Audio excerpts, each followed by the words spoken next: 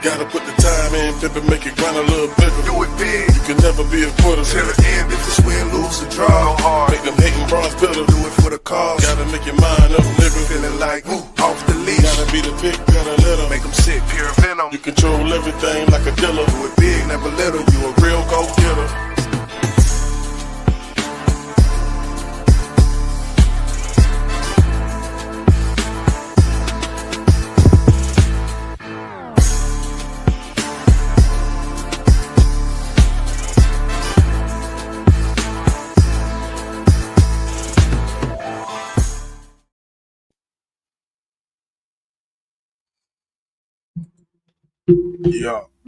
Yeah.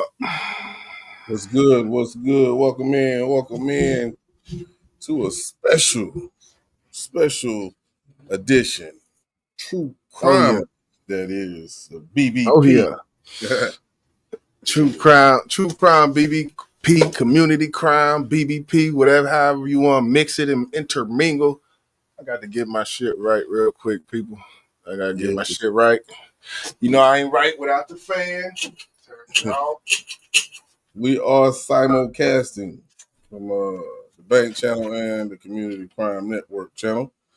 So welcome everyone in from both sides. If you see comments on the screen that you don't see in your chat, that means they're on another one. So that's how that's what it is. But regardless of where you're at, we appreciate you for being here and taking time out your day to come get this business. Oh yeah.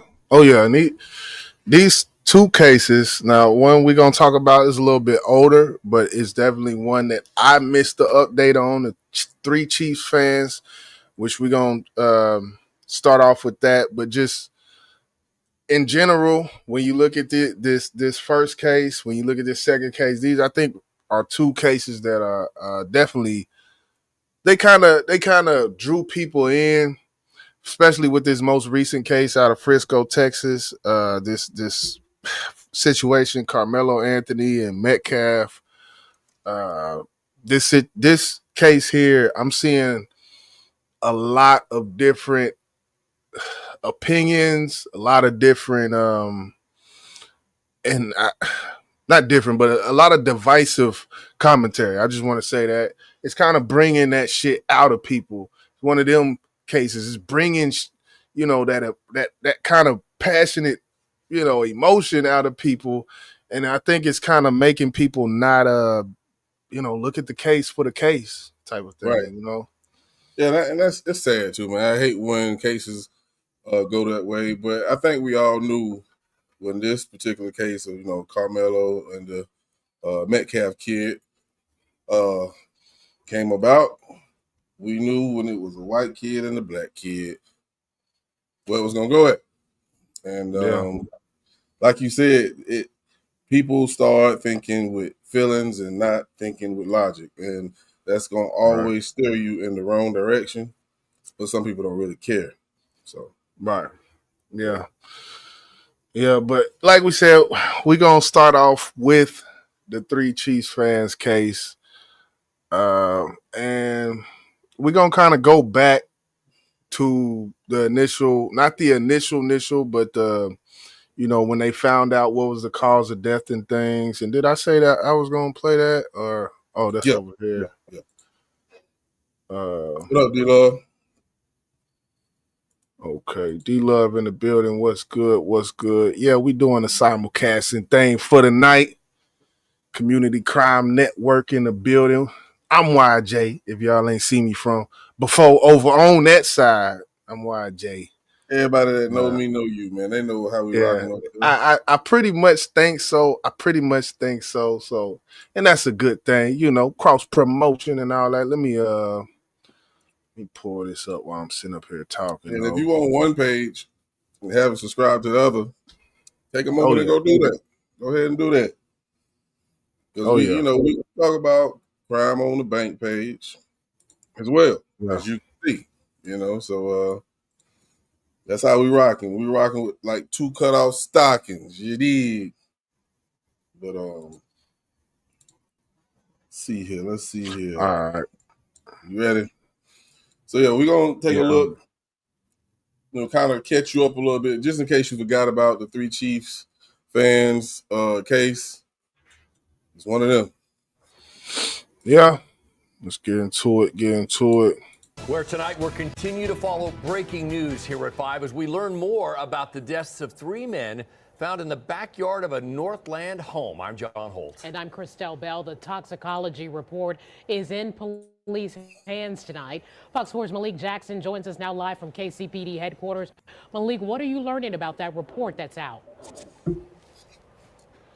John and Christelle, we have confirmed with multiple sources that the families of Clayton McGinney, Ricky Johnson, and David Harrington were notified earlier this afternoon by detectives that the toxicology report is complete. Now, it is important to note that these reports are very detailed.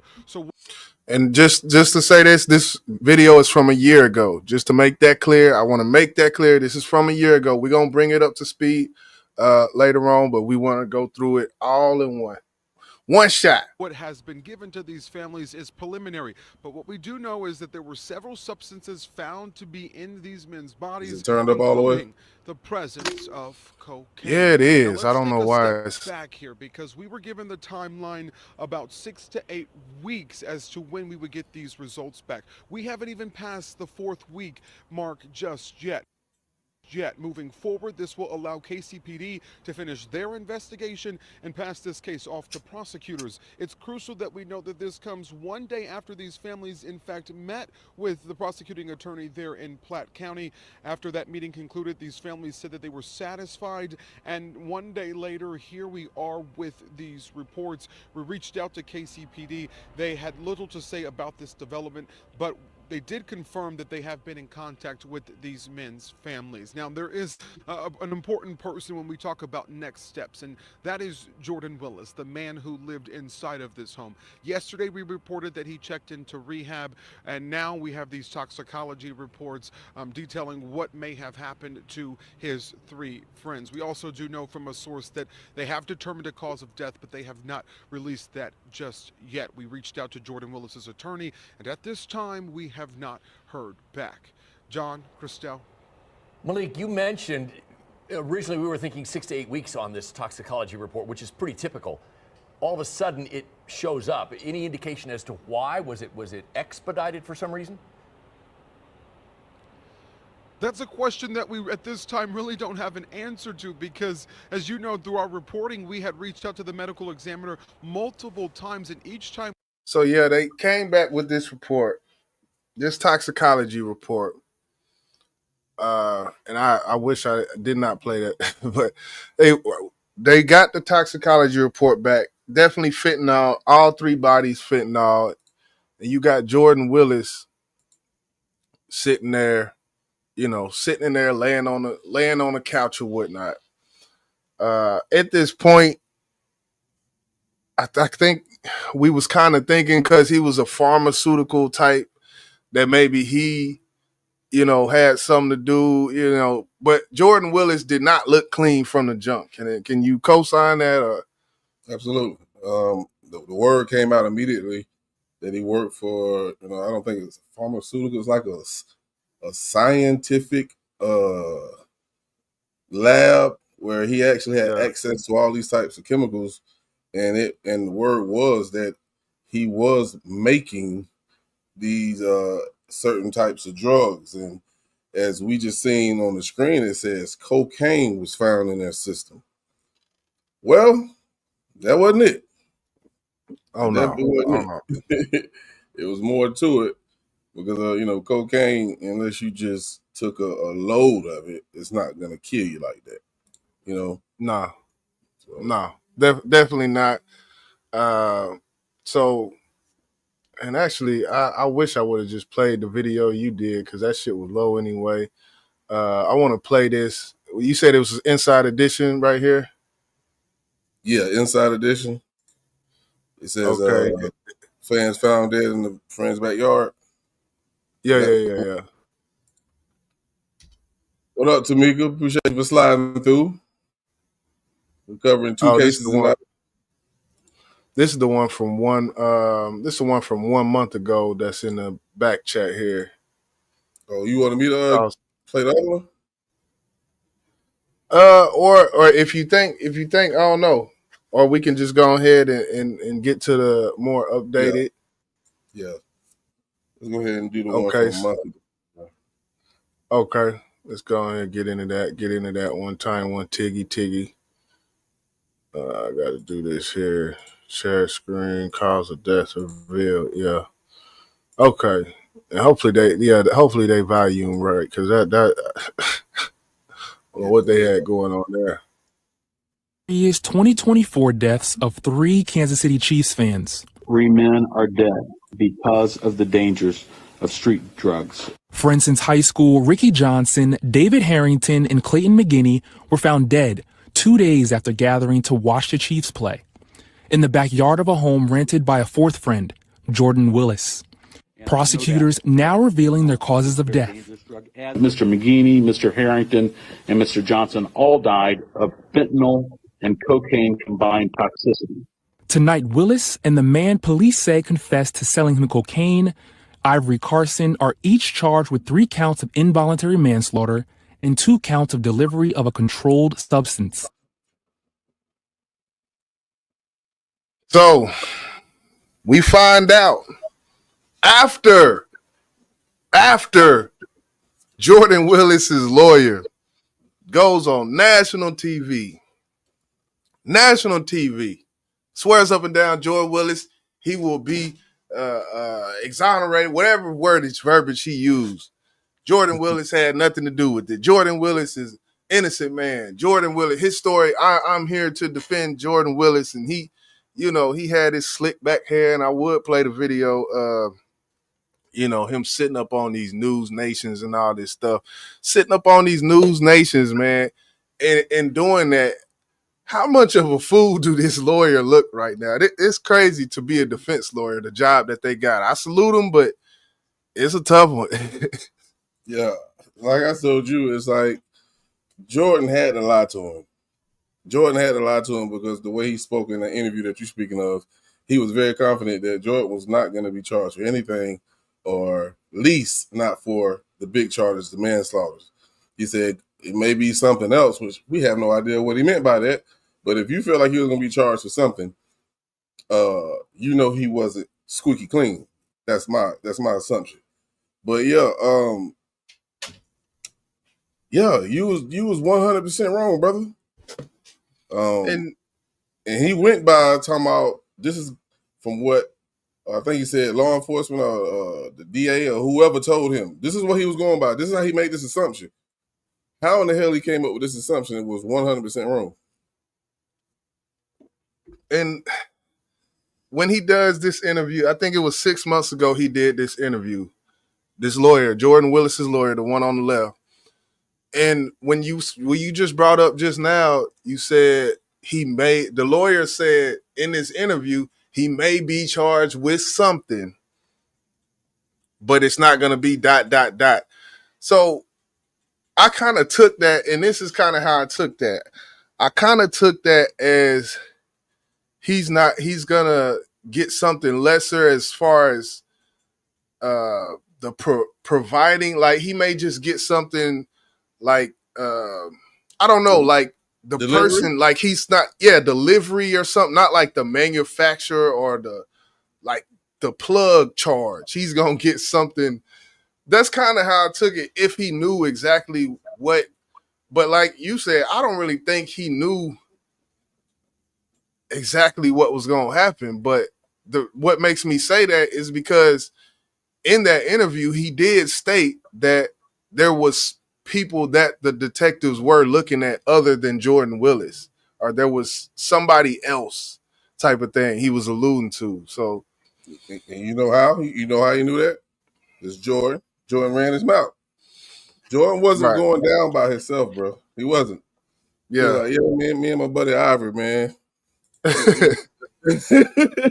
And that's how Ivory name probably came involved in this case. Yep, he wasn't going down by himself. And maybe the lawyer thought that they could put all of this on him. Maybe. What's good, Charlie? To the building. Maybe, yeah, and I can see that, Jordan Willis, because he was backed up in the corner. He's in the corner, and this whole thing would have been on him. So I'm gonna continue. 3 counts involuntary manslaughter for each of them, and 2 counts of delivery of a controlled substance for each of them. No difference in those charges. The same thing for both. I feel like we're missing the charge, bro. I feel like we're missing the charge. That's why I paused, because I'm sitting here thinking, I'm like, involuntary manslaughter. And the thing about that is, if you're selling a drug, right? Let's just speak on Ivory real quick. Ivory Carson on the right. I never thought a brother would be involved with this case, but it lo and behold. So when you talk about someone selling drugs, you selling a drug, you don't know if it has fentanyl in it. If you do, like, how does in the court of law, how do they prove that it's, because I hear involuntary, and it's almost like them saying he didn't know fentanyl was in the drug. Yeah. I don't think they can prove that unless they found them or found a lab, found them where they was making it at. If it was somewhere in that house and it shows proof that he was making this shit, yeah, Right. then they could prove that you put this in there. Now, that's still not enough evidence, because what if the 3 chiefs, and I'm pretty sure they didn't want that shit. What do they say? Nah, that's what the fuck I wanted. You know what I'm saying? So now they dead. They can't speak now. They can't speak. So Right. his argument could be, this is what he asked for, so this is what I gave. That's You know what I'm true. saying? There's no defense to that. Defense whatsoever. But the charge I feel like was missing is what I'm speaking of now. If he manufactured this, obviously they didn't find his lab, bro. They didn't find a lab because they only got him for 2 counts of delivery of a controlled substance, not manufacturing. Right. Yeah. So Right. And what, I guess, what would you, when you say manufacturing, it really, the word is bigger, I think, than the actual process of mixing 2 different powders. Because you got one powder, yes, which is cocaine, yes. and then you got one, so my thing is, if you find a raw sack of fentanyl, or you find a raw vial glass bottle of fentanyl, and you find cocaine that hasn't been cut in the same location, then right there, I would say, well, shit, we should be with 2nd-degree murder. I don't know, like, what we should be looking at, like, I don't know, involuntary manslaughter. It's still a felony. Well, like I said, he worked at a lab, and he had access to getting fentanyl. Now, cocaine, no, he couldn't get cocaine from there. Now, this motherfucker know how to. You can't make cocaine. That comes from a leaf. But fentanyl, that's coming from a lab, bro. You feel me? You know what I'm saying? So whether he made it or he took it from his job, he's fucked up for that. Yeah, I agree. D-Love say he had bodies on his property. There's got to be a charge for that. And how about obstruction? Because he didn't. Yeah, I don't know. The charges, even though, and D-Love got a point. Got a point. I would feel like the whole month of them police investigating him, all of that was obstruction. Like, you obstructed us this whole fucking time, unless it was not known to the public that he had named somebody that whole time. I don't know. Yeah. The cocaine, maybe he got the cocaine from Ivory. Maybe, you feel what I'm saying? Maybe Right. Ivory bought the cocaine and he supplied the fentanyl. They both supplied something. Yeah. Now, I don't know if law enforcement know who supplied what, but if they did, let's just say hypothetically, they knew that Jordan had the fent, Ivory had the coke. Which one you said killed them? All right. The fentanyl. But man, bro. Yeah, we know. Do you think they would actually give him a longer sentence because of he had the fentanyl and that's what he gave him? Well, I think that it's kind of that whole thing where you in the car with such everybody in the car get the same charge. It may be something like that, right? Yeah, I don't so, know. You know how we feel about that fent. You're right. Yeah, send their ass to jail, man. Anybody out there, you cutting fent in your shit, you cutting that fentanyl with your shit, man. You need to be gone. You need to be out of here. Throw them up under the jail. I ain't got no remorse. You know what you're doing. You know what you're playing with. You playing Russian roulette with one of them old Western guns that they used to have with the spindle on it and shit. Substance. Inside Willis's home, police say they found 1 bag of cocaine with Willis's DNA and 1 bag of fentanyl with Carson's DNA. That's the exact opposite. Ain't that some shit? Ain't that one bag.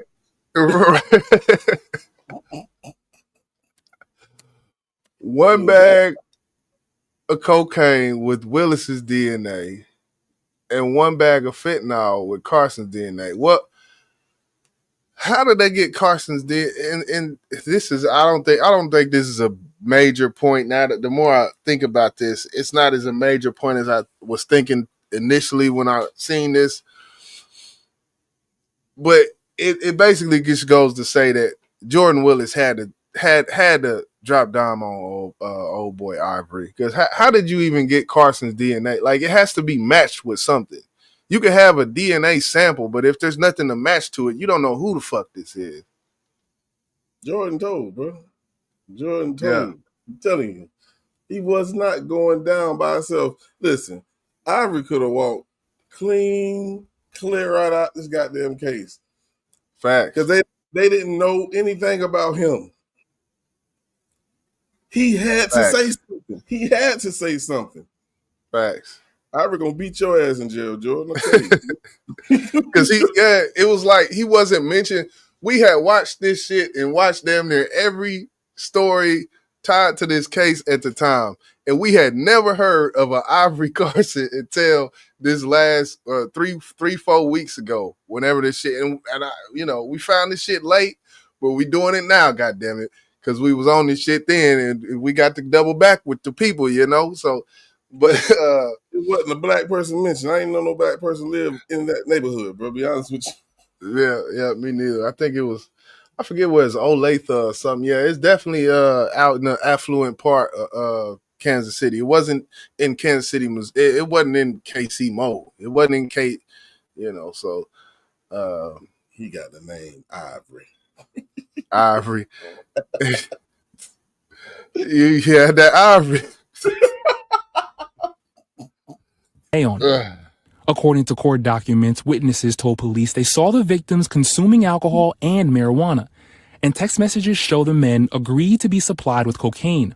This is a message to those that are bringing fentanyl into our communities, providing it to people, harming our community, that you will be held accountable, you will be arrested, and you will be charged. Willis's attorney says his client plans to plead. And that's what needs to be, like, I kind of feel like this case, and even when you talk about what they said, the sentences could be, it could be up to 50 for both of them. And I feel like, and we've talked about this before when it comes to these drug charges, and should things be more trumped up or more, that sounds fucked up, should things be more trumped up. But yeah, man, trump them charges up, man, on the fentanyl, man. God damn me, man. This shit is. And listen, that last statement that was just made, when they read the text message, it said they agreed to cocaine. Isn't that enough evidence to change that involuntary manslaughter to voluntary manslaughter? Because they ain't agreed to no goddamn fentanyl, bro. Yeah, that's what's kind of tripping me out. And I'm actually, let me look up. I want to know, like, what because involuntary manslaughter, it says It's like done you didn't. without It's like will. you didn't, yeah, it's like you didn't Right. try to. It's self-explanatory. Done without will or conscious control, and I would think of a drunk driver or something, Right. right? Like Right. involuntary manslaughter. Yeah, you're drunk. He was out of conscious control, and someone died. And so yeah, you would get. They're still going. It's still bad, but it's not. The person was inebriated, or Um, so that's what's kind of tripping me out, that's the charge here. But regardless, two of them charges, man, they're gonna get you a minute. You're not just walking out. So Mm-mm. Mm-mm. Not guilty. He's told me since day one he didn't have any part in purchasing. this the lawyer I was talking about. This the lawyer I was talking about. And I'm gonna just say this. Speaking of Busby, you gotta watch out for these lawyers who do these interviews with they tags behind them and shit. You see the background? It's promo. He going on. He going on national TV with his logo in the background. That's that Busby shit, man. I'm starting to look at that shit now. Like, what? I gotta watch out for these people. Right. Or distributing drugs to anyone, or distribute part in purchasing.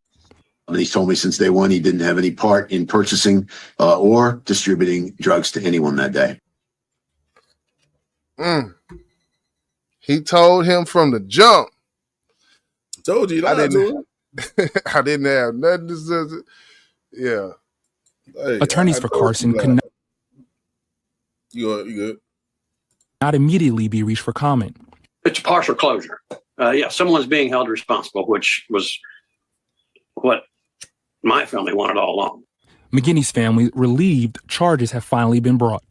Now let's hope that the prosecutors can have a super solid case so that they spend time in prison. They need to go to jail. And each charge that Jordan Willis and Ivory Carson faces carries a maximum of 10 years in prison. And Willis's attorney told us his client maintains his innocence and anticipates that this will go to a jury trial. Ellison? Marquise Francis, thank you. Thanks. So we will be seeing a case on this. There will be a further, So they got 5 charges, and each one of them carry a max of 10. But they ain't gonna get no 50 years. They ain't gonna get no 50 years. Yeah, and when he 30. Yeah, when he broke it down like that, I thought about that. Like, yeah, each carries a maximum of 10, and that's 5 charges. So yeah, 50 years, they're not gonna get that. They're not gonna. That's the maximum on each, unless the judge is like, one of them ones. You've seen sometimes some of these judges, man, they are not fucking around. So depending on the judge, amount of leniency, amount of voluntary, involuntary, how much he feels they consciously knew what they was doing and all that, it's all gonna come into play. But I can't. Yeah, I don't really think they're gonna get the full 50 on those maximum charges, though. I got to be real. Nah, I don't think so. Because they say up to 10, and then they got to be found. I think they're going to be found guilty on all 3 of the manslaughters. But the other 2, that's what's going to be sticky, because to be honest with you, it doesn't take 2 people to deliver some fucking drugs. To distribute. Yeah. You know what I'm saying? I think it was two involuntary manslaughter and 3 delivery because of the 3 bodies.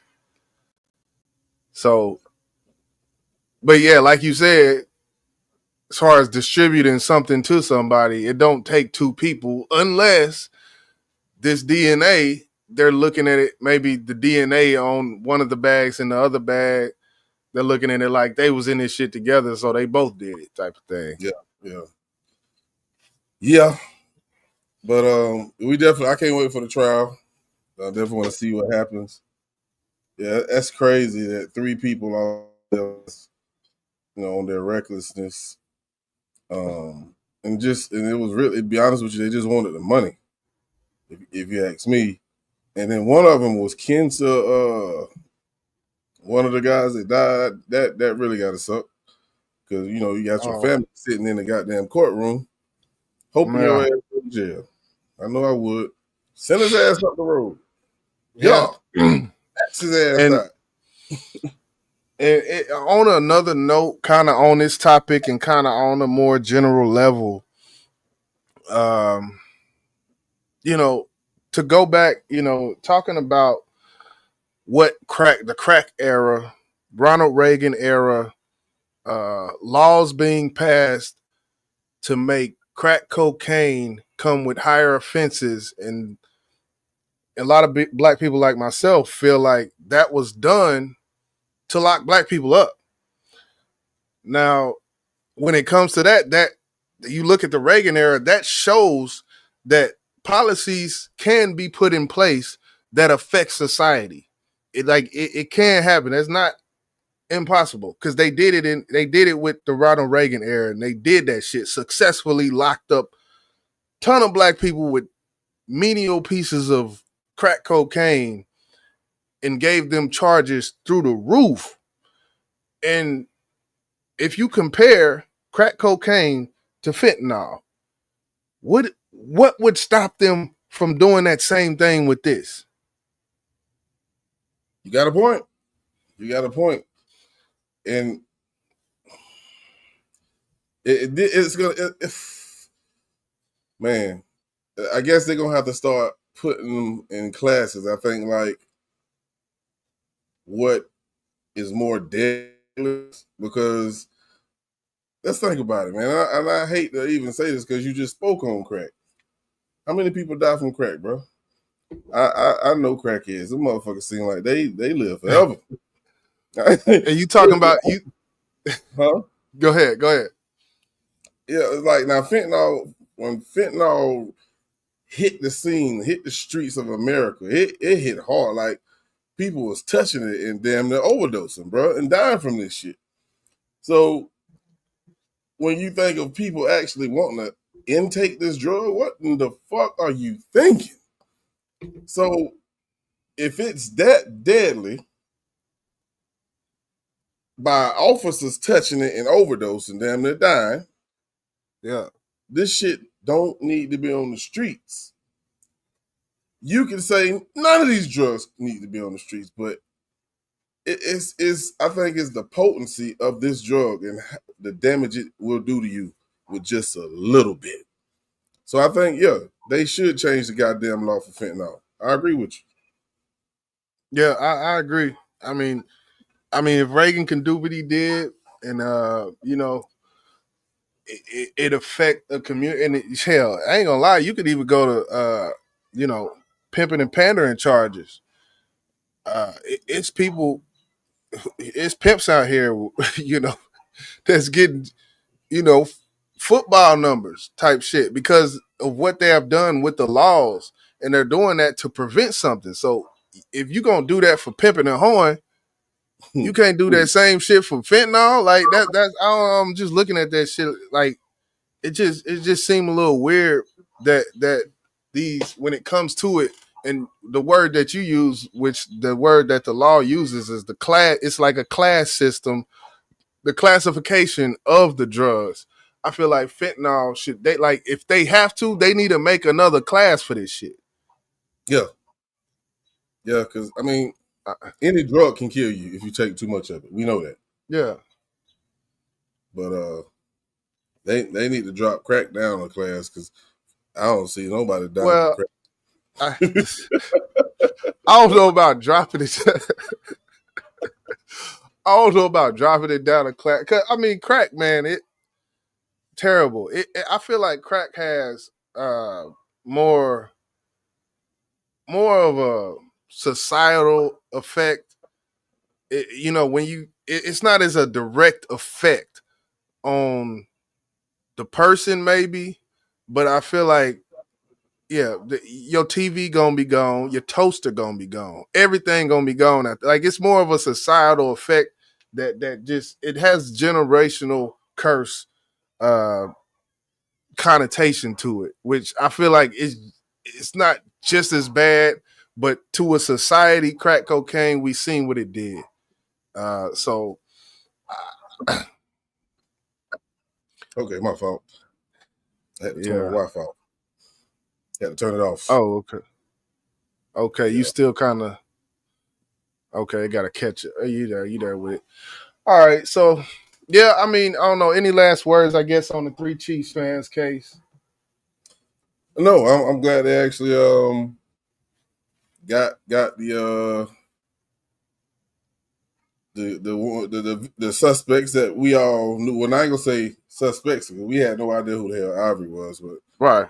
I think everybody knew who Jordan and how he was involved. So Oh we'll yeah, definitely he be forward definitely. to the case, to the trial. We for sure, for shit show knew that Jordan Willis had something to do with it. The girlfriend, one of the what did it say, the fiance of one of the three Chiefs fans who passed, came to the house and found him sleep on the couch or some shit, and you know these three dead people. Like we was immediately like, okay, now, come on now, you in here sleep on the couch. With that, do you think that he knew? You think he went to sleep knowing that there was three people dead? Because I feel like I almost feel like Jordan Willis, like his. I don't like the thing that's fucking with me. I don't like that they got the same charges when Jordan Willis was there. Like, It's more that we probably don't know that got Ivory involved. Of course, we know Jordan said something.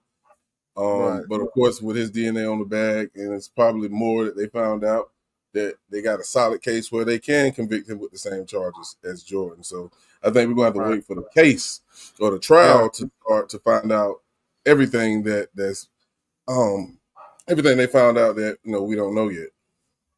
yeah. I agree. But to answer I your agree. question, I I don't know if he went to sleep knowing these people was dead, but I will say this: you gave them fentanyl and them unknowingly taking this drug, you should have known something bad could happen from that.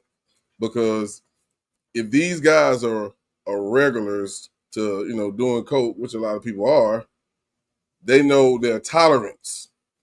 Now, if you never took fentanyl before in your life, and you normally get your goddamn fix of cocaine, and you got a fucking long ass fingernail, and you dig in the bag and woo! That's not gonna happen with fentanyl, bro. Your ass, you might say woo, and you might fall right the fuck over and die. So the Yeah, fact that he did not say anything to them to even forewarn them, like, look, boy, I gave y'all some of this strength right here. They call this yeah, fent. This right. that fent. You know what I'm saying? And he's a fucked up individual for that, bro. Yeah, that's facts. That's facts. But yeah, we gonna move on. We gonna move past that, and we will be keeping our eyes and ears open for any updates in that case.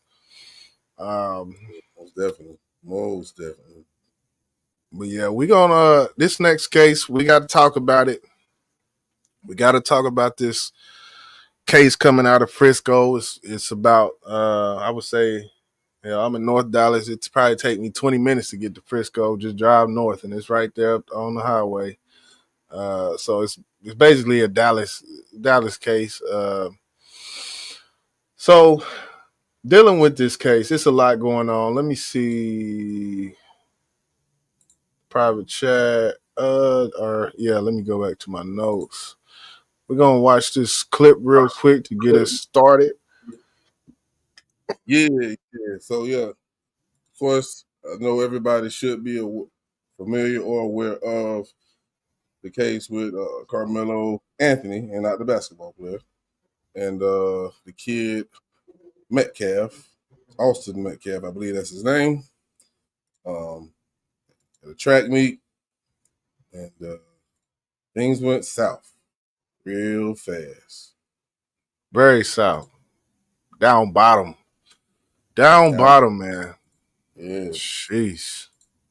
A teenager accused of stabbing another student athlete at a track meet told officers as he was being taken into custody that he did it in self-defense. Austin Metcalf was killed this week at that Frisco track meet. New documents detail what happened before and after 17-year-old Karmelo Anthony allegedly pulled a knife from his backpack and stabbed him.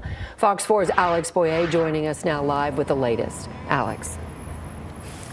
Hey guys, and in that 7-page arrest warrant affidavit, several witnesses, including Metcalf's twin brother, describe how that deadly encounter went down. The suspect then reportedly admitted to a Frisco police officer who detained him that he had stabbed Metcalf. My son is gone, and I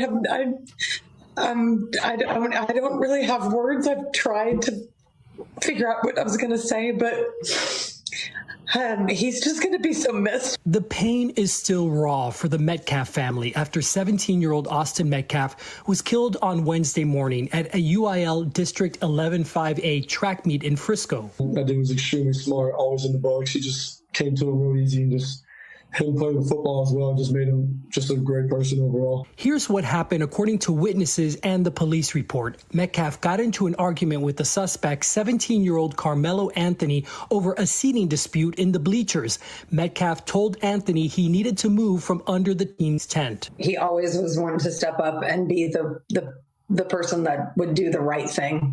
And he was doing the right thing by saying to this gentleman that you're not supposed to be in this tent. This is because they have personal items there. Anthony opened his bag and reached inside. And we see right here, there was not just one tent. There was 2 tents. And this is the part that I really have, maybe I missed it in all of the videos, but I would think it was this second tent on the left. We see that there's a memorial tent and there's another team. There's another tent to the left. And from what all I've seen, it kind of seems, and I heard from somebody, and the thing about it, it's hard to go off of shit if it's not in black and white. But they did say it was raining this day, and we probably could look it up to see if it was raining this day. We have been getting a lot of rain here the past. Okay, yeah, that's what I was thinking. So yeah, it's raining. People don't want to sit out in the bleachers in the rain, and that might have been simply the seating dispute from inception. Is that Karmelo just didn't want to sit in the fucking rain, and somebody had a tent. Did Karmelo bring the tent? No, he didn't bring the tent. You know, the woman there says, you know, there were personal items there in which, you know, I don't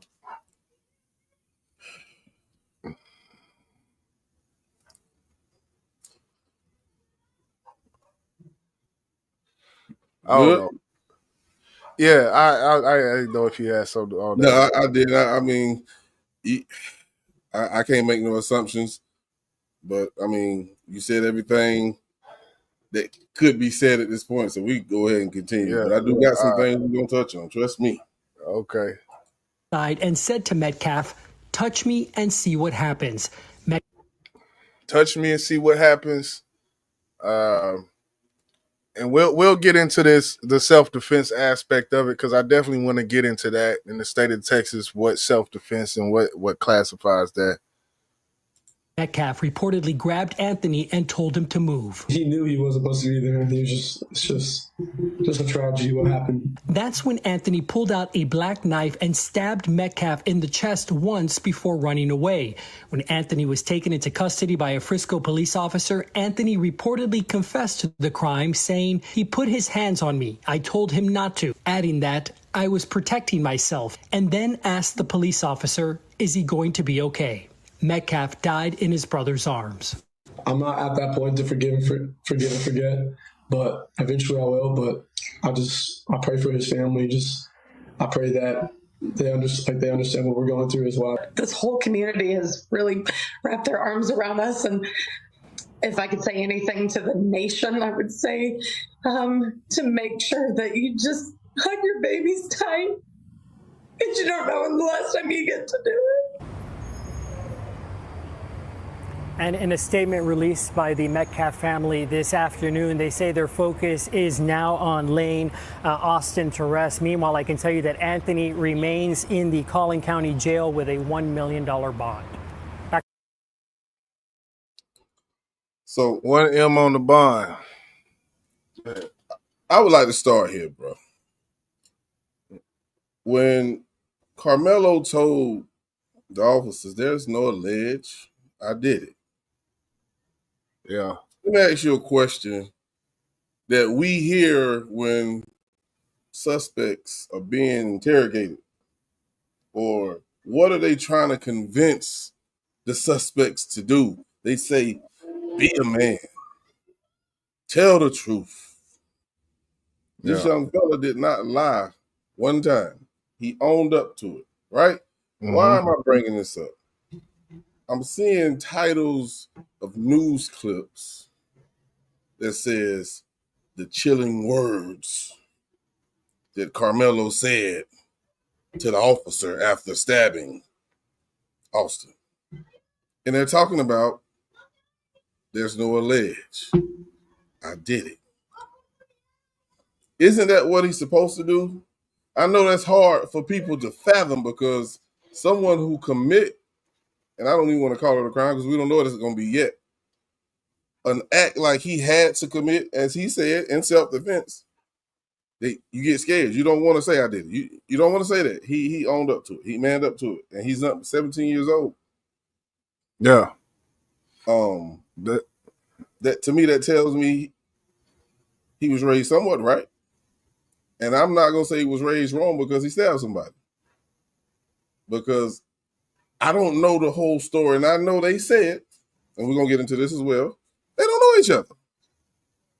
Well, yeah, the twin in his report to the police in the arrest report, the twin told one of the officers that he didn't know who the guy was. In his word, that's what he said. As far as Metcalf, I don't know because he's no longer living. So you would think if one brother don't know the other one don't either, right? And that's an assumption. But they're twin brothers. They're in the same grade. And if they knew each other some kind of way, that twin brother knew. Like when you say I didn't know him, I knew of him, like something like that. Right. Yeah. But that I just want to hit that part because I felt like what is being done is what's gonna be done is they're gonna paint a picture of this guy as he's some cruel animal that have no feelings. But you heard he asked the officer, "Is he okay?" Yeah, so, he asked him. There was some there were things in that police report or that arrest report that kind of stood out in the news. Touched on definitely the "Is he okay?" quote. The other quote was the "I did it" quote, like admitting to it quote, and then there was the other quote, which I thought was him asking the police, "Is this self-defense or isn't this considered self-defense?" or something under the, I don't know the exact wordage of it, but him asking a police or someone about, is this self-defense? Those were the three quotes that I seen in the arrest report. What's good, Cupcake in the building? Yeah, I agree, Nikki, but he's a kid. Yeah. I think that's facts what you said. That question could come back to haunt him. I hope it doesn't. I hope it's looked at as he's a young kid. He acted because he thought he was defending himself. He didn't know the extent he could go to defend himself in a situation like this. All he know is, and I'm just saying this, I don't know if his parents ever taught him that, anything. So this is not law. Right. My mom and dad said if they put their hands on you, you fuck them up. And that's what he did. And maybe he didn't know they meant beat him up. Yeah. You feel what I'm saying? And I don't know These. if that's the case. I don't know if that's the case. I'm just saying that. So don't take that as Right. I'm trying to make or create a narrative. I'm not doing it. Nah. But you know. But go ahead. No, go ahead. But what you say, I mean, whenever these cases get looked at in the court of law, there's actually clear and concise definitions for all of this in the self-defense realm. And that's, you know, we're going into the self-defense bag now. From the report, it was said that Karmelo was pushed. So if you're pushed, in that context, one of the things that they do look at self-defense in the state of Texas, they do look at what they call proportional force. Force used in self-defense must be proportionate to the threat you perceived. And the thing that makes this iffy is the 3 words, threat you perceived. So I could have the perception of a push being I need to throw up my dukes. I need to, get at them like that. But another person may, all these people, I don't know these people. I'm here by myself. I don't know, and pull a knife out because it was said that he was pushed, and then I guess after being pushed, he had a bag. He went to the bag, got the knife out, and stabbed him in the chest. And this is not the only thing they look at whenever they look at self-defense, but this is just one of them when it comes to proportional force. I guess in your eyes, looking at that, looking at the first degree murder, I'm probably loading the question up, but first degree murder, premeditated, all of that, man. What's your thoughts? I guess. Let's just go back to the push because in the documents it said grab, touch. So if we could just become these kids for just a moment, he tell them, hey man, you got to get up. Now I don't know if they were standing behind him or in front of him. I don't know. But let's say you're standing in front of him. He got a twin brother that's same size as him. These 2 big old high school football players in front of this small track runner. And one of them decide to push him. In my head, as a teenager, the other one finna do something too. They about to jump me. That might have not been the case at all. But if you're looking in the face of 2 big ass, and I think one brother was a linebacker. I don't know the other position the other brother played, but they were 2 big football players. He ain't nothing but about $140. They about 2 something. What you thinking? Now, am I gonna pull out a knife? Me? Probably not. Not as no teenager. I ain't carrying one. But I know the first thing I'm gonna do once I get pushed, the first one gonna get knocked out, and I don't have to worry about the second one later. Right. You feel what I'm saying? Right. So going back to what you said, the perceive thought of a threat. Right. He didn't know what they were gonna do to him, right? Right. So that takes us back to the case of the pastor, right? What did the pastor do? The pastor ain't have not one weapon on him. Right. But what did he do? He pushed her friend down. She seen him coming at her. Oh, I'm not finna let him push me, because he pushed him down. He hit his head on the concrete. Pow! Night. Yeah.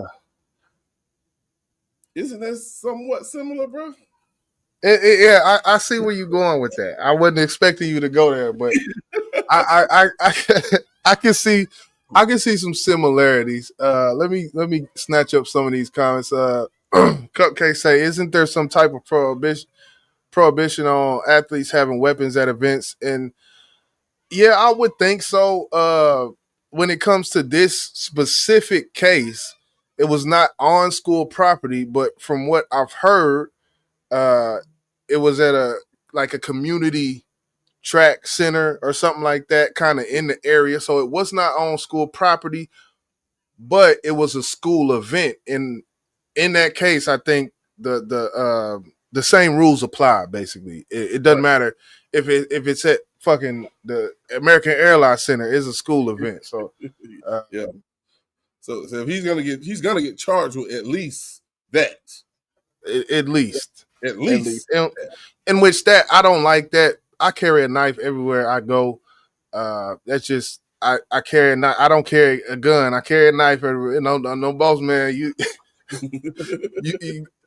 I'm not gonna get into that, but yeah, I carry a knife everywhere I go. I got knives. My dad was a knife collector. I just grew up in that type of, my daddy had a whole switchblades, butterfly knife. I grew up around knives, sharpening stones and all that shit. I'm into that shit. I like knives, so I carry them everywhere I go.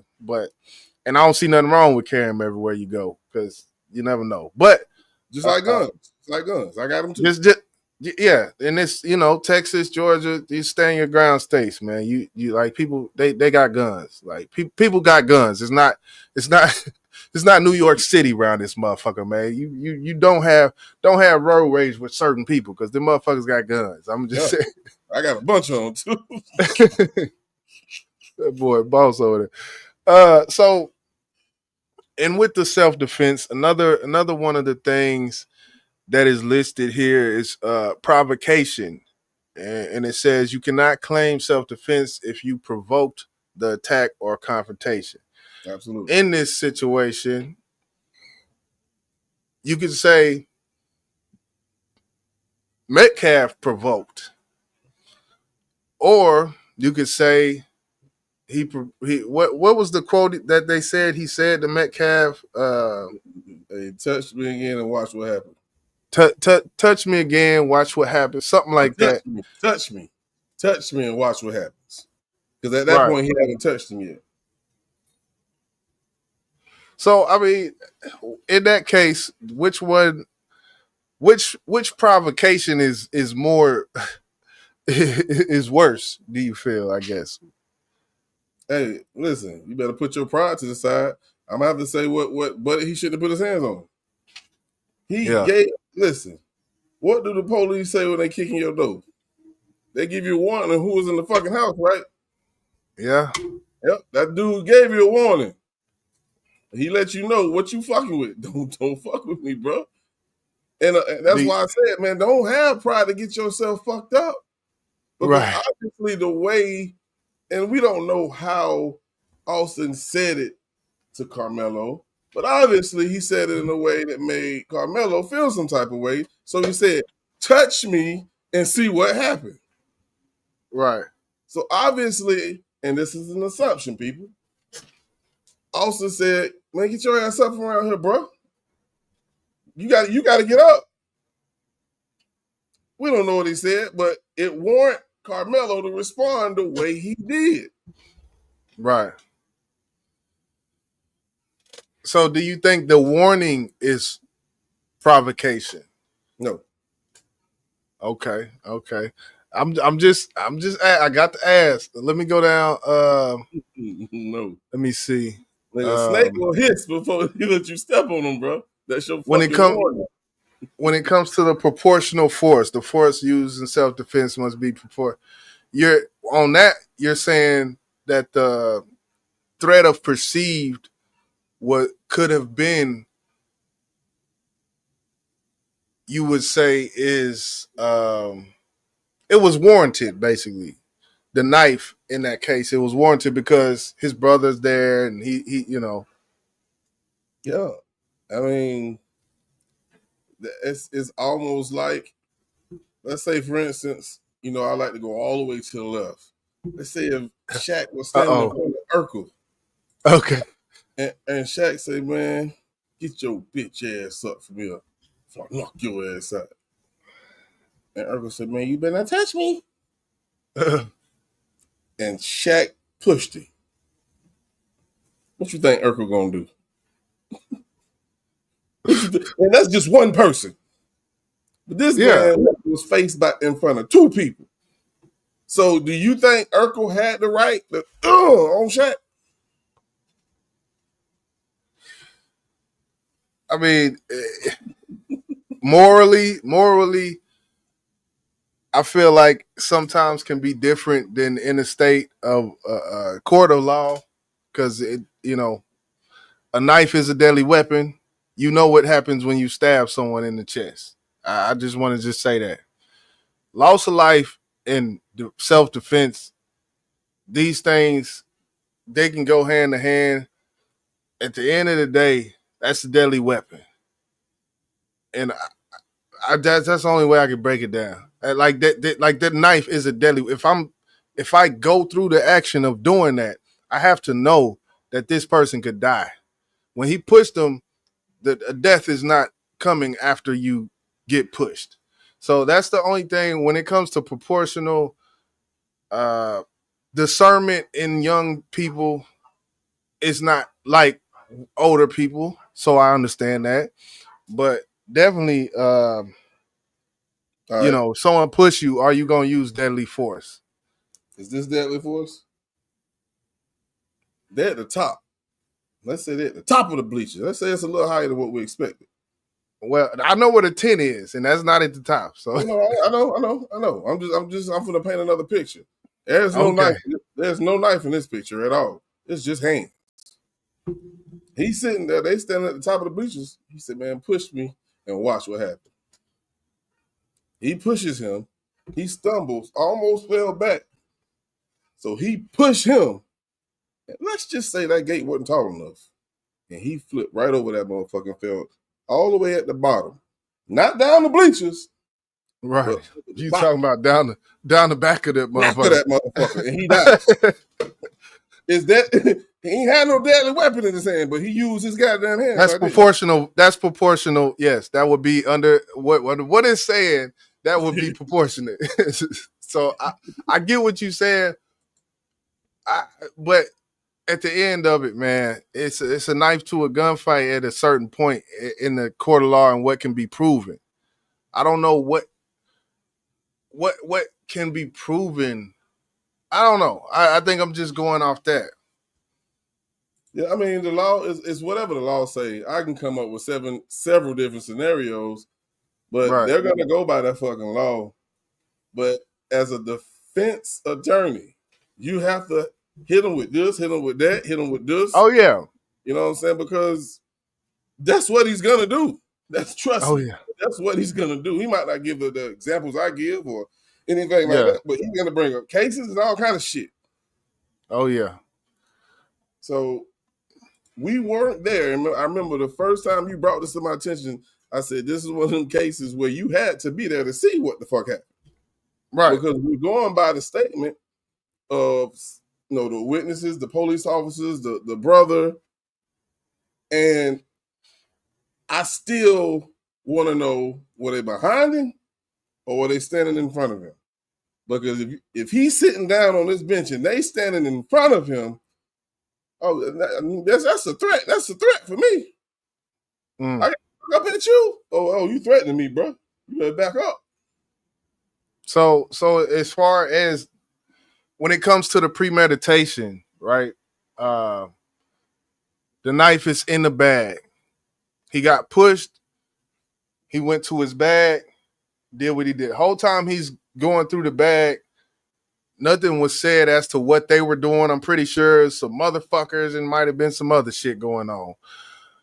But from the standpoint of premeditation, do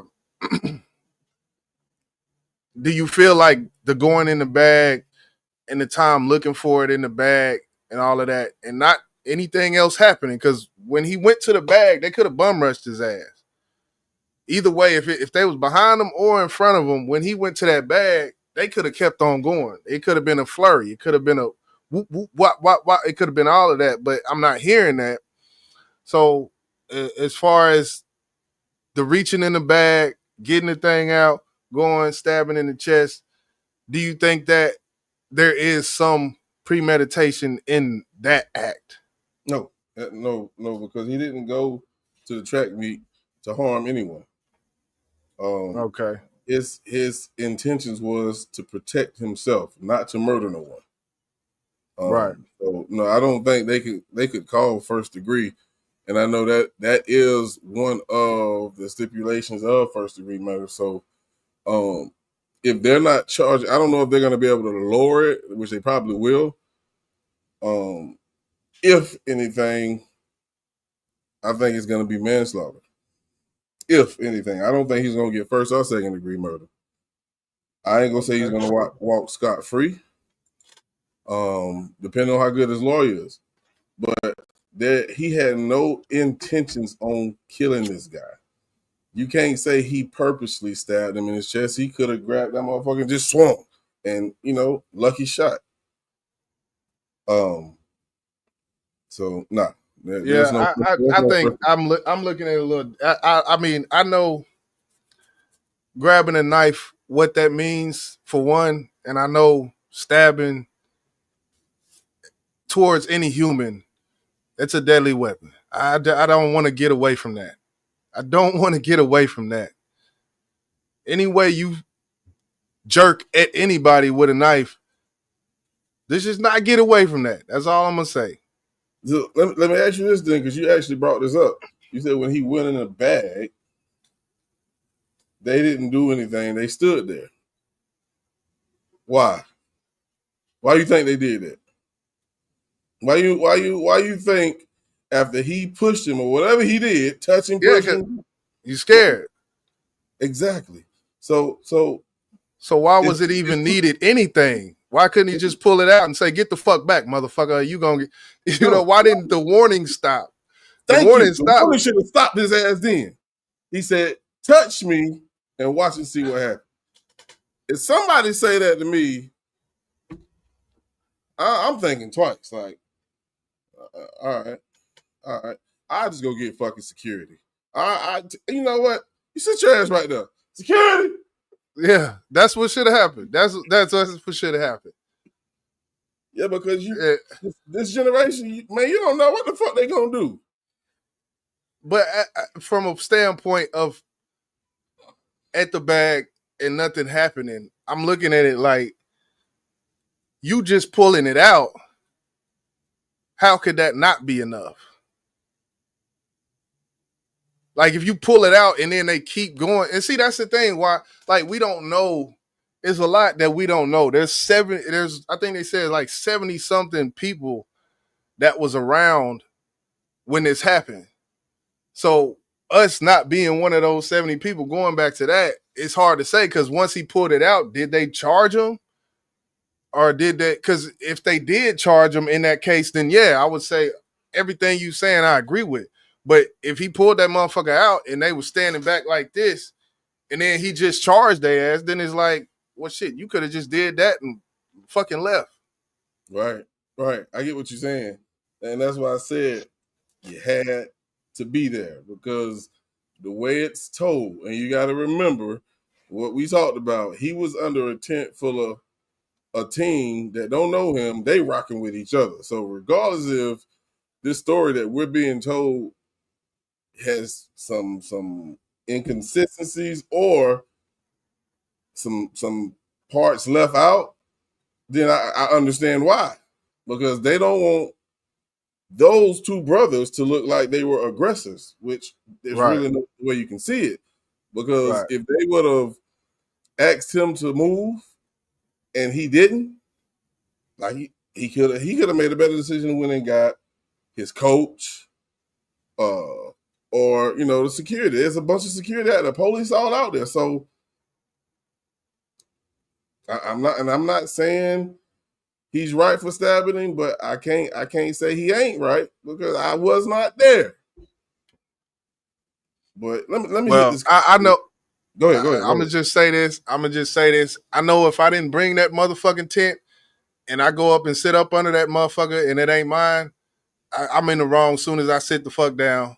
I'm not finna go sit up under no tent with no family I don't know, but that, that's just me. That's just me. I know if it's a group of black folks and a white boy comes sit in the middle of that tent, then you know, a motherfucker gonna say probably some shit to that white boy. I'm gonna just say that.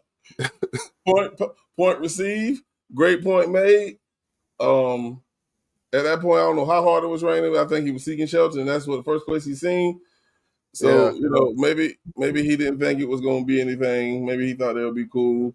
And I think also if we raising our kids right, like, well, yeah, you can sit right there, bro. Man, you can sit right there, man. Yeah, man. Right. Go get it. You know, it didn't have to go this way. Period.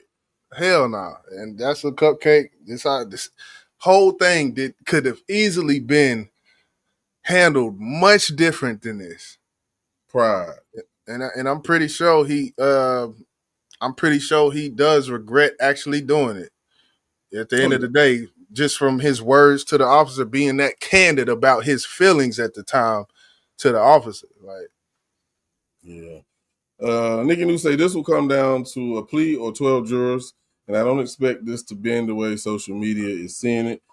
Well, hey, that's probably how it's going to end, but social media is seeing it from two different angles, so it's gonna go one way. I tell you that. Yeah.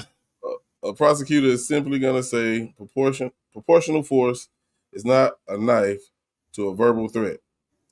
Prosecutors can make repeat statements that weaken defense arguments if they try going in too many directions. You say verbal. It wasn't verbal. He put his hands on him.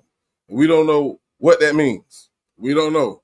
Because I done heard several different goddamn stories. I heard he pushed him. I heard he touched him. I don't think this boy would have stabbed him if he just put his hands on him. Like, hey, bro, come on, man. Can you leave? I don't think he would have stabbed him. I don't believe that.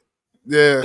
That's kind of why I was leading towards the push. Because I would feel like it would have been something more than just a touch or putting a hand, you know. She said prosecutors will often issue charges that match public outrage, knowing they can get a lesser charge conviction. Right. It's you're right. You're definitely right. It's gonna be like A Time to Kill. Y'all remember that movie? You ever seen that movie? Yeah, I've seen that shit a couple of times, and I don't remember either time I was probably 12 years, 13 when I seen it. That's how they're gonna be outside that goddamn courtroom. She said the charge is first degree murder. I disagree with you on that, Nikki. There's no way you can charge first degree on this. But that's premeditated. He didn't go to that game, or he didn't sit down under that tent to potentially hurt Austin. He didn't do that. Austin put himself in his box.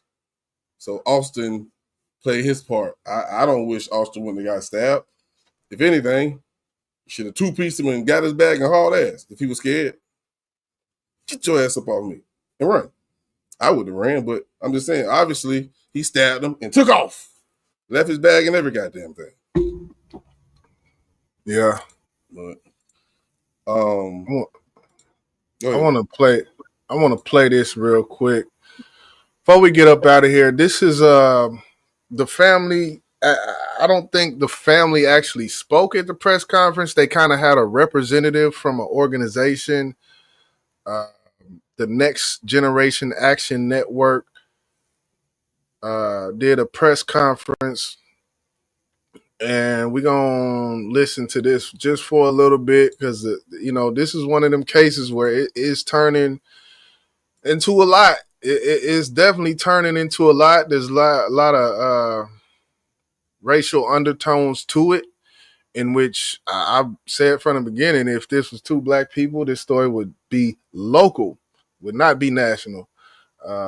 But of course, it is where it is now. We have not yet seen a sighting of Ben Carson, but but I wouldn't be surprised. So you mean Ben Crump? Oh, Ben, I said Ben Carson. Ben Crump. Yeah, that's who I'm talking about. Ben Crump. Oh, yeah.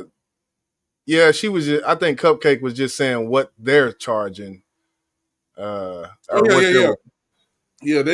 actually trying to charge a first degree murder. They're going to have to drop that shit. Just like they're going to have to drop this goddamn bond. $1 million.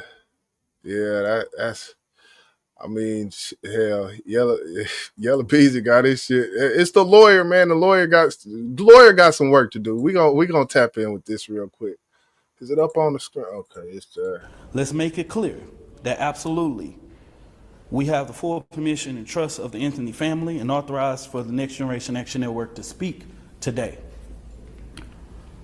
Today in this meeting, we talked about and was able to give them graphic images of what this family has had to deal with for the last couple of days. It is sad. These graphic images not only display children with knives, black children with knives stuck in their head, the Anthony family's address. We saw when this case first started that people were putting online that when Section 8 was accepted into the Frisco neighborhood, that became the lead of the downfall of Frisco. We have saw so many different hateful images, just hateful things. And the Next Generation Action Network wants to reiterate that Karmelo Anthony has a right to a fair trial, unbiased, and removed of racial hate and bigotry. I want to make it very clear, and I say this from my heart and my own personal reference.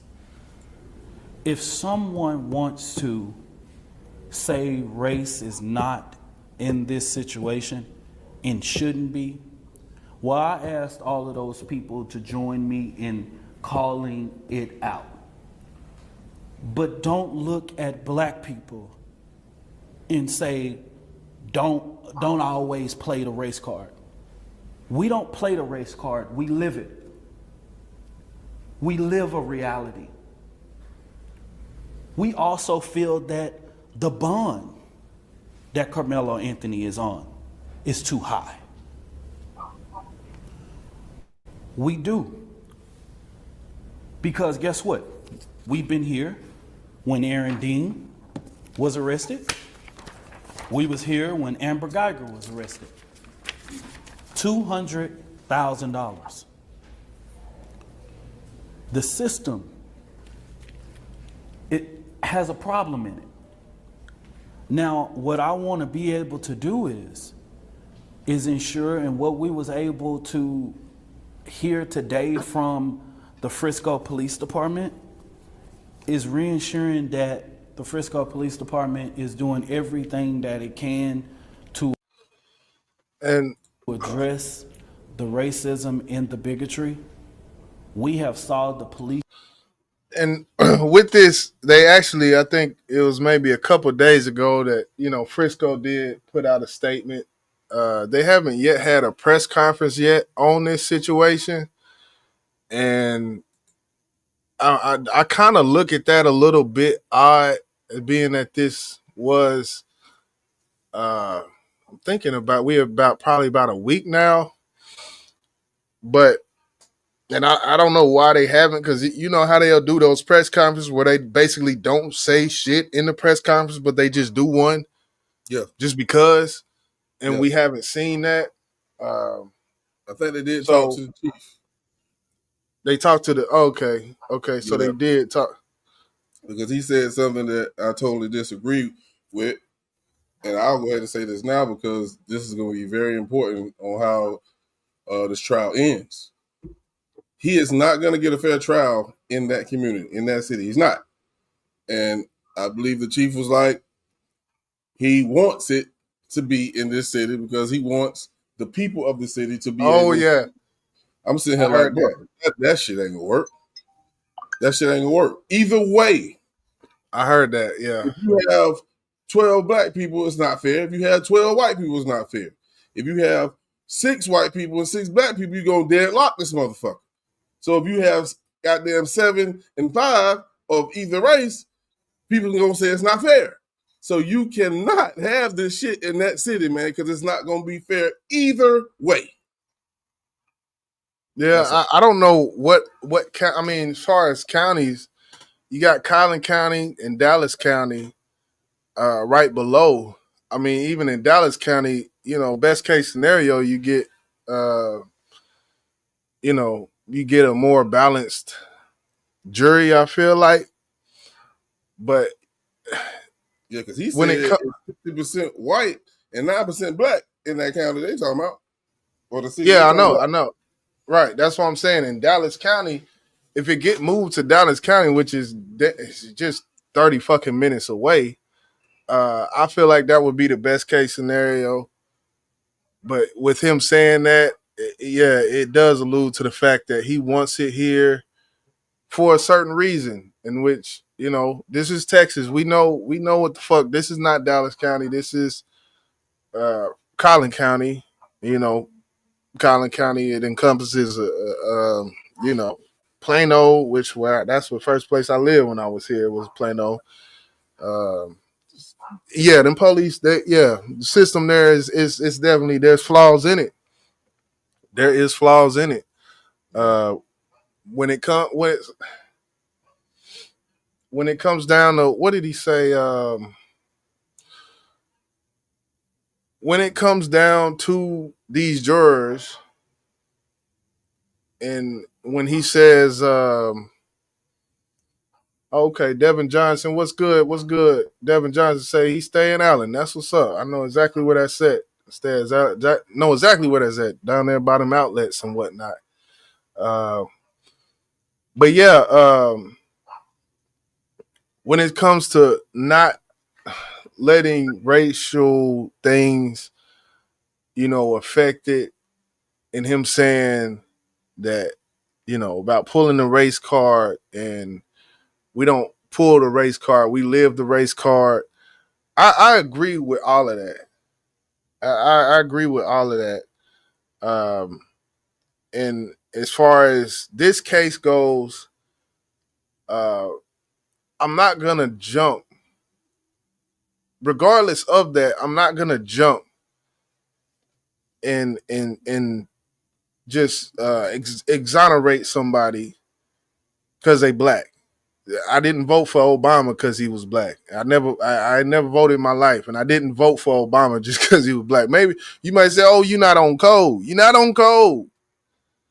And this is a hard conversation to have with a lot of black people because that's something they would say. But I don't know, man. I do feel like it's fucked up that the family has to go through, hearing all of this stuff and seeing these comments, and I think they may when they're seeing all of this stuff on the internet, I do feel like the internet is kind of like a microcosm of the society in a whole, and it kind of shows you, what people really want to say behind these avatars. So I think that's kind of why he was bringing that up. But I don't know how much stock they should actually put in comments being said on a Facebook post. People, all these threats and things. I understand it, but I don't know. Well,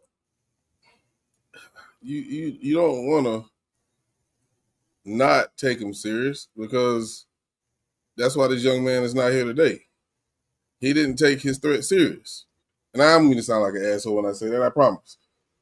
But you got to think, it's not a lot of black people in that city. And if people are making threats and they already put their people address out on, man, come on. I'm taking it serious. I'm taking it serious. Yeah. That's just me. But you also got people making fake pages acting like they are I don't know if it was the chief or somebody, and made a statement that made like people like, what the fuck is you talking about? Why would you say that? And it wasn't even him. So social media is going to play a part, and there are people who are going to do this type of shit just cause they want to cause some shit. That's what they want to see, some fucked up shit happen to somebody. So they'll sit here and AI the shit out of a page and social media with their voice, their AI voice, and make it seem like this is what it is, and it's not. We know that. We talked about this shit, so it's gonna be fucking crazy, bro. Yeah, it is. It is. I don't want to speed past loss of life. I don't want to make it seem like something's deserved. Do you think? Well, I'm not even going to ask that. I just want to, there has been a loss of life. We have to remember that. I know what kind of emotion this type of case drums up, but I'm gonna stand on balance always. And there's been loss of life. The situation did not have to end like this, and I think that's that's kind of that's what I got, man. I mean, I think we all here understand that, and I don't think nobody amongst our circle of YouTube, our subs. There might be some other YouTubers out there who don't give a shit, but yeah, that's not here. We speak real. We always gonna side on the side of right. We don't decide who's gonna be right on their color of skin. We don't do that here. You know what I'm saying? But what's right is right, and what's wrong is wrong. Right now, I'm not gonna put myself in the middle because this one right here, I wasn't there, so I can't say too much, but I can give my opinion on the facts that's been presented to me. Right. That's what's up. We seen a lot. We seen a lot. I was on Brother Page yesterday talking about it. I've seen a lot of commentary from the people I'm subscribed to, which is mostly pro-black. I've heard some things I didn't like. I've heard some things that just sound like emotional rage speeches brought out from this, and I don't think that's warranted. Even though the systems are in place, even though it is what it is in America. Uh, you speaking from a place of hate. I don't just because you get the hate, I don't feel like you need to give the hate. You seen Tyreek, the Tyreek post. What did he say? Um, damn. Suspected. Oh, excuse me. Suspected white supremacist, something Metcalf, such and such, and Yeah. so yeah. And I thought I might have put that in here, but I don't know. Yeah, man. We got to see. I want to hear more uh, about the details about what more. There's 70 people around here on these bleachers, and when you broke down the percentages, one could say probably all of the 70 people around was probably 90% white, 10% black, maybe. So you can say even with that, even with what's said about this case and what comes out later on, even can be tainted. Um, but I would hope there would be some kind of.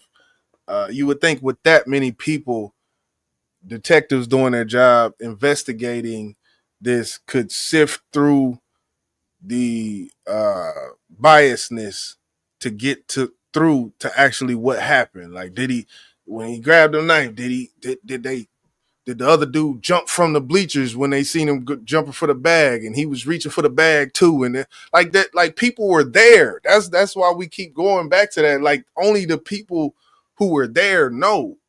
Right. So, right, and they could tell where they were standing when they confronted him by where he was laying at.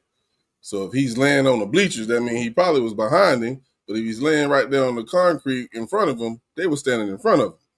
And that plays a very important part for me because, we know he was sitting down and they told him to get up. That's all we do know. And he didn't. He just reached in his bag. Right. Well, after being pushed, he might, like you said, if he was pushed, he could have been on almost anywhere because we don't know where they were standing. Like if they could have pushed him back, they could have pushed him forward, could have pushed him side. I don't know. I don't know. D Love say, yeah, I want to hear from them witnesses. Cupcake say, even if people are just driving by their home and doing things they have to add that to all the other fears being kicked up. What's good, Timothy Taylor in the building? Cupcake say the chief doesn't get to decide shit, and he shouldn't even have made that statement. Yeah, that statement was crazy. That statement, I feel like that statement should not have been made. Timothy Taylor say the details and the evidence don't matter. Even the video wouldn't matter. Only the racial makeup of the jurors matter. White people automatically already view him as guilty, and that's the saddest part about it. That's the saddest part about it. And to that fact, being that I stand on balance, black people out there automatically assume he's innocent at the same time. And that's a sad part as well. So if we're gonna talk, let's talk balance with it. I really I wasn't there, and it's hard for me to it's hard, but the statement you said is true. I think it works in both narratives of this story though. Oh yeah, most definitely. That's why I feel like they're not gonna have a fair trial in that city. Yeah, and I hate it was. Yeah, that's one thing I can agree on. Yeah, it's gonna be tough. I will say this: the defense is fighting an uphill battle with this. They are fighting an uphill battle.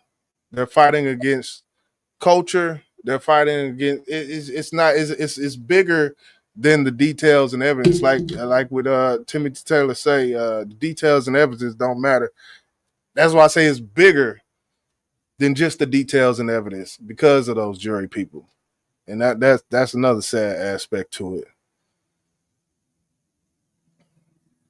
You said Jason with man, Jason. Man, listen to the Man, names. That you just read those names that he listed. That that's don't surprise me. hey, Timothy Taylor be on it. When just listing the names, it's like, oh man. Jason Whitlock, Officer Tatum, Charleston White, Anton Daniels. I don't even know who the fuck Anton Daniels is, but I can assume I can read my context clues. Both of my context clues are Jason Whitlock and Charleston White. Whoever else you name with them two brothers, what not? Them ain't my brother, but whoever you ain't with them two niggas, I I can take the context clues and see who we dealing with here. Say he's a guilty thug, in which he wasn't a thug. I don't think he was a thug. I don't think he should be painted as a thug. I do think he was young. I do think his discernment and his decision making was off. I do think he regrets it, and that's kind of where I'm going with it. But He was a smart yeah, kid. yeah, smart, GPA up, working. He say he just got a job at HEB. He got hired at HEB, which is like a grocery store down here, on April 2nd. And we looking at April 11th. So you can imagine how many days he held that job before this happened. So in which the other kid was painted in the same light, 4.0 GPA, team leader of the team and all that. But once again, we don't know. So I don't know. That was it you was playing on here, or you was gonna play some more? Yeah, no, I was pretty much. I just wanted to play that part with him, detailing what the family was going through and whatnot. Okay. Yeah. So you said everything that definitely needed to be heard. Regardless on who's here. If you ever hear that voice that just spoke, that's real as it get. I understand emotions, but as a man, I understand logic more than anything. Because when you react or you think from your emotions, 9 times out of 10 you're gonna be wrong. Because you're not looking at the full picture. You're just looking at or you're just going off how you feel. You know what I'm saying? And I understand. Don't get it twisted. I understand what blacks have went through for over 400 years. I get all of that. But at some point, you have to goddamn say, okay, it's a new day. Let me look at this as an individual act. And if all the details get inserted, you watch the case and you see it for yourself, then okay, cool. Then it is what it is. But you have to move off of facts, not emotions, man. I don't know what happened to the young fella, either one of them. But this family, they lost their teenage son. This little guy lost his twin brother. This mother son is fighting for his freedom. Everybody loses. Just don't make it hard for either family. That's how I look at it. Yeah. Yeah. I've seen posts about Kyle Rittenhouse. Or, you know, it's a lot. It's a lot. It's a lot. But you know, we gonna be here, man. We at hour and 36 minutes. So we probably gonna get up out of here. Timothy Taylor say, why are all black Democratic content creators and black politicians completely silent on this case?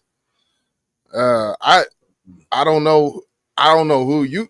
I mean, I know we probably Timothy Taylor. We subscribe to some of the same people, but I've seen a lot of people talking about this case. I have. I've seen a lot of people. I don't know as far as black Democratic and black politicians. A lot of the time they be you know, playing politics. That's what they do. That's their job. So I can see that.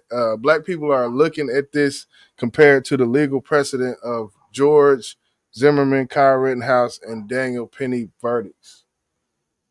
Yeah, and that's what I Devin Johnson, what's good? Say, I teach my kids if it's not worth dying over, then it's not worth it. And I stand on that because in my past, I was a crash out and would end it all over something so dumb. Yeah. Yeah. Yeah. I'm, you know, I don't know if you want to go into that, but I feel like, yeah, man, it wasn't, what is it worth? What is it worth? It's I feel Devin on that, you know. Only thing I'm crashing out is about my kids. I think that's probably emotionally driven decision that I will make because how much I have tied in as far as emotions with my kids. Right. And I don't think I had enough time to think about it. If I lived the rest of my life, I would still probably do the same thing because of the love that I have for my kids. But anything else, I'm not crashing out about shit. You know what I'm saying? It's like life, like we just talked about in this situation, none of this shit had to happen. None of it. Yeah. This was a simple, man, you know what? Let me get the fuck on from around here. You know what I'm saying? But when we talking about testosterone of a young teenager, probably females around and all kind of shit.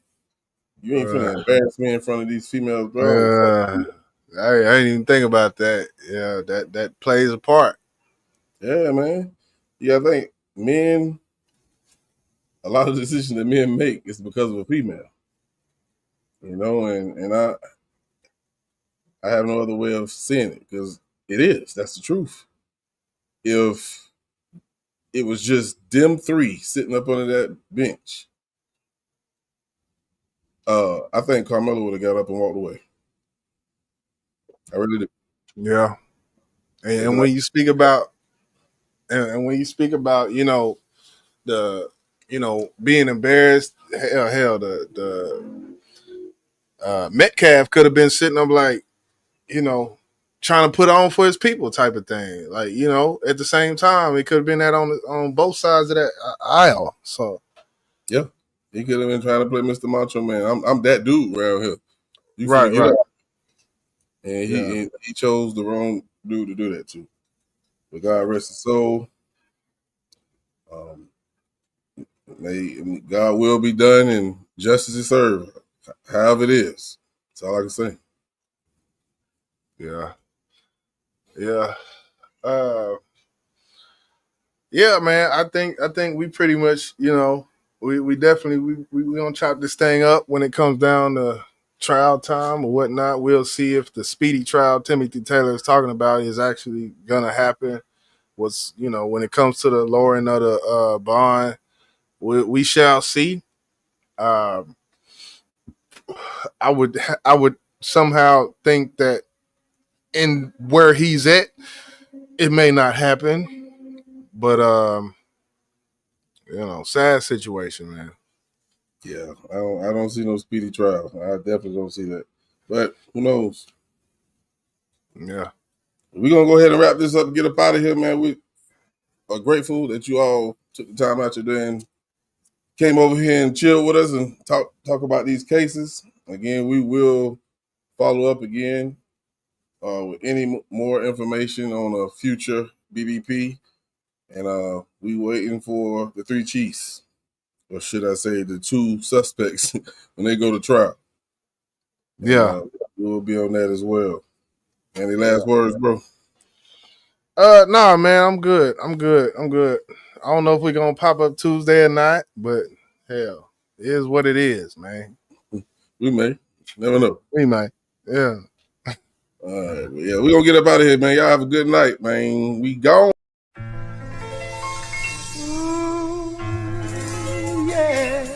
Global.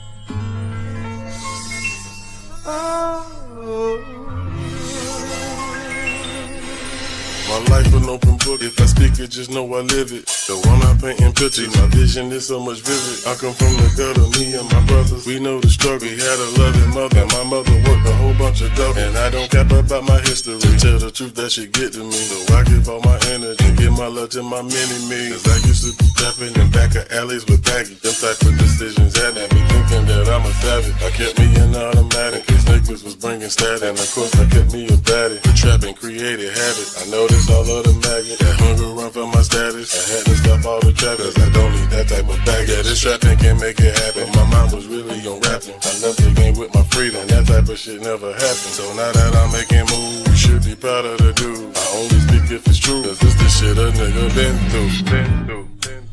I can only speak for. Can't tell you nothing else, man. Real shot.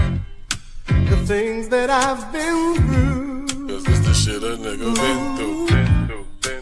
I can only speak for. Can't tell you nothing else, man.